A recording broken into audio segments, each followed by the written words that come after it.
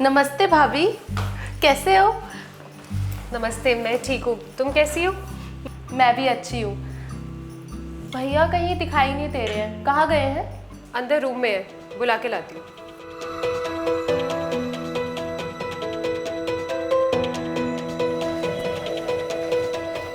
अपूर्व, तुम्हारी बहन फिर से आ गई है मुंह उठा के। क्या वैष्णवी आई है? खुश तो ऐसे हो रहे हो जैसे पता नहीं कौन सा खजाना लेके आई हो तुम्हारे लिए। तुम ना यार अपनी बकवास बंद रखा करो।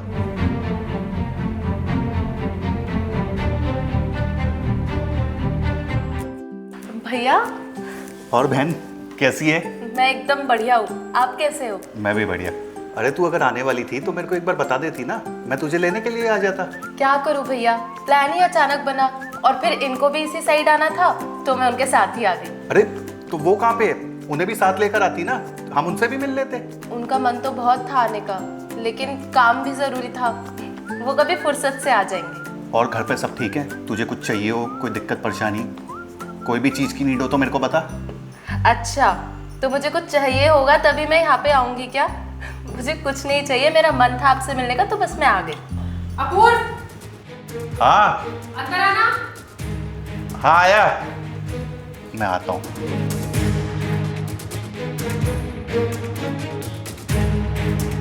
मुझे यहाँ पे क्यों बुलाया है? मेरी बहन इतने दिनों बाद आई है ना, चलो उसके पास आकर बैठो।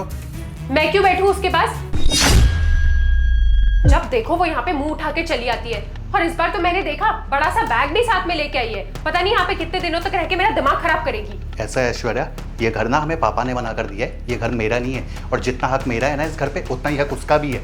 अच्छा, उसका भी हिस्सा है ना इस घर में? तो ठीक है, फिर बैठ के ना तुम इंतजार करो कि वो कितनी बार आएगी और अपना हिस्सा मांगेगी। उसके बाद क्या करोगे तुम? देखो ऐश्वर्या, मेरी बहन ऐसी नहीं है और तुम हमेशा उसके बारे में ऐसी बात क्यों करती रहती हो? मुझे नहीं जानना वो कैसी और कैसी नहीं, ठीक है? तुम एक काम करो, अभी बाहर जाओ और उसे जाके बोलो कि वो बार बार यहाँ ऐसे मुंह उठा के ना आया करे। मुझे उसकी शक्ल नहीं देखनी है। जाओ जाके बोलो।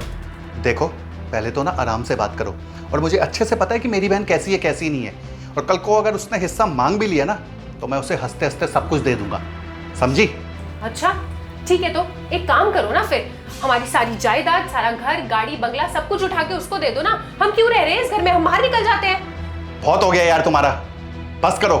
कितनी बहस करोगी तुम? दिमाग खराब करके रख दिया है।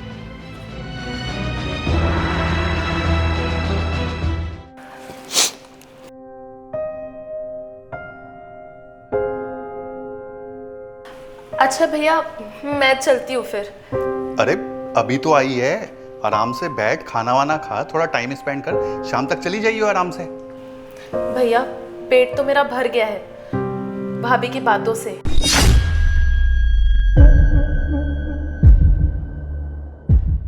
वैसे आपने मुझे खुशखबरी दी थी ना कि भाभी प्रेग्नेंट है, तो बस मैं उनके लिए ना अपने हाथों से देसी घी के लड्डू बना के लाई थी ताकि भाभी की सेहत अच्छी रहे। और मैंने तो अपने हाथों से बच्चे के लिए कपड़े भी बनाए थे। मैं तो बस वही सब देने आई थी भैया। और भाभी, आप क्या कह रही थी कि मुझे मेरा हिस्सा चाहिए? कैसी बातें कर रही थी भाभी? जिसके पास इतना प्यारा भाई हो उसके आगे तो जमीन, जायदाद, पैसा कुछ भी नहीं। आपको क्या लगता है भाभी, एक लड़की अपने माई के हिस्सा मांगने आती है, पैसे मांगने आती है? अरे उसने अपने जीवन के 20-25 साल बिताए होते हैं उन लोगों के साथ। और आप भी तो किसी के घर की बेटी हो ना, आप तो अच्छे से सब कुछ समझ सकती हो। बहुत याद आती है भाभी घर की। भैया की बहुत याद आ रही थी तो बस मिलने चली आई।